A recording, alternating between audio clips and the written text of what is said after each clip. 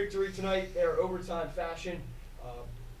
The impressions on the come-together effort for the Royals, and of course, one with Ryan Chyzowski just continuing as he's done all season on delivering a big moment. Yeah, Chiz obviously has been playing really well for us, and now we just got to find a way to keep five goals out of the net. So at the end of the day, it's positive to get the 2 points, but we still ended up giving them one. I will say some other positives are some things we were able to work on in practice yesterday. We were able to translate into the game, but still giving up 5 goals is not the most ideal situation for us. So having a player like Chiz and Pally and that whole line buzzing with Fawcett, getting Gauthier back was very helpful tonight. Thankfully, our power play was good, gave us a couple goals, but we need to put games like that away and not even allow them, those extra 2 goals at the end.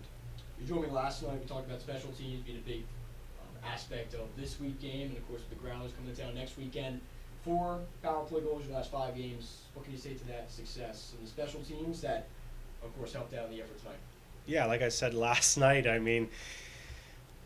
we're almost like the New Jersey Devils in a sense, where we're scoring power play goals kind of at will, and our PK is doing well, but now 5-on-5 we're struggling. So that's where, as a staff, we have to kind of buckle down and make sure that we're taking care of our D zone and our back checking and our tracking and all that stuff to eliminate those goals. But when we have the opportunity to score on the power play, and it's really helping. And not only now, but 10 games from now, 30 games from now, playoffs, like all of that stuff adds up, especially when it gets into a much tighter hockey game. So if we can continue to find success on the power play, hopefully we'll continue to find success, getting 2 points every night. And like I said, we kind of just need to buckle down in our D zone and make sure we're not allowing 5 goals a night, because I think at this point we're probably giving up the most goals in the league through 9 games, which is opposite of last year at this point. The team clearly played better from this weekend to today. What do you think the difference maker was? We tried to make things a little bit more black and white. We had a lot of gray areas with our system, with our structure, with a lot of new players, and even the returning players we had trying to explain to the new players, gets lost in translation. So we put some film together, we put some clips together, and we said, this is what we expect, this is what we want. So even the first goal against for us, their first goal, was an adjustment that we made that we all messed up on, right? We wanted to get into a specific structure, but because we have just gone over it so soon, we haven't really fully practiced it because we only had 1 practice since the weekend. But the rest of the game, we made the right adjustments. So I think the guys still believe in the locker room, they're not getting down on themselves, they're not getting frustrated with themselves, which is positive from our standpoint as a coaching staff. So we just have to keep encouraging them, say, hey, we got the 2 points, let's take a day or 2 here, regroup on some things, and when they come back into town Saturday, we got to continue building off things and getting another 2 points. How do you think they did on the 5-on-3? 5-on-3 is good.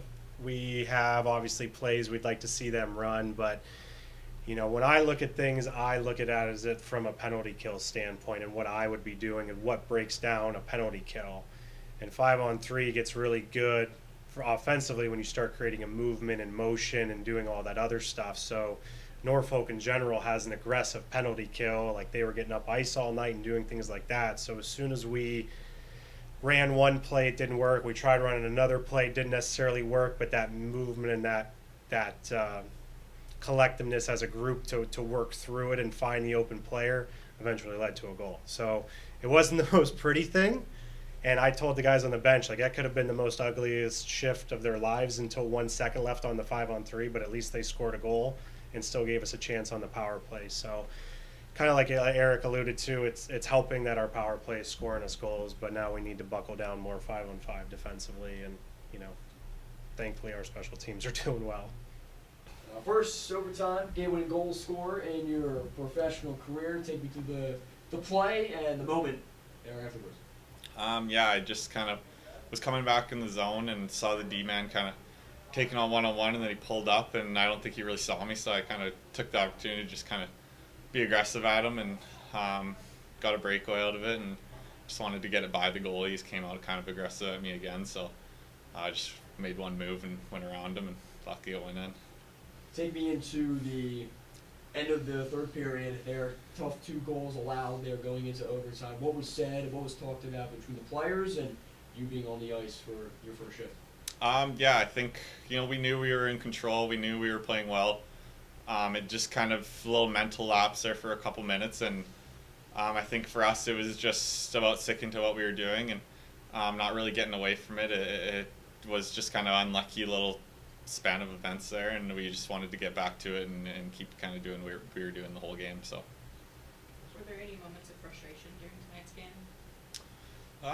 I didn't really feel it. I think our group was good at kind of keeping our mentality of, going 5 minutes by 5 minutes and just kind of focusing on being present and not looking too far ahead. And I thought we did a good job of that, and that's why we led for most of the game. And obviously it's a little bit frustrating giving up a 2-goal lead at the end, but I think we did a really good job of bouncing back from it and not really letting it kind of take us down. Same question I posed to Coach Binkley, but over the weekend, obviously 3 frustrating losses in a row. What do you think the difference maker was tonight? I think it's just the mindset of being hard in front of our net and being hard in front of their net. I think we were just giving teams too many goals and chances and easy kind of, letting them off easy in front of the net there in the weekend. And I think that was our mindset going into this game. And I thought the boys did a great job. So. Another multi-goal game for you. Just what's been feeling well? 6 straight games with a goal under your belt, and you've hit a stride. I know the teammates around you, you're always giving the praise to them, but for your game, what have you felt really has contributed to your success as of late? I just been on the mindset of shooting the puck. I feel like that's a big part of the game. That's kind of, some people always, think it becomes a little bit selfish, and I've even kind of gotten away from it the past couple of years. And for me, I just, it's one of the best plays, get the puck at the net, and obviously things happen, so I'm just trying to shoot the puck whenever I can and go to the net and hopefully good things happen.